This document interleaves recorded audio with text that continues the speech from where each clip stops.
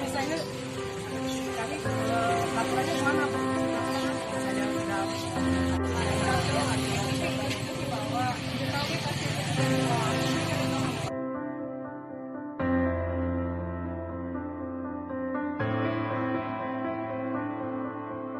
kakek di rumah sakit Sari sudah ada yang terima, ya. Bapak tinggal semangat baik. Soal biaya Bapak jangan pikirkan termasuk obat-obatan, ya.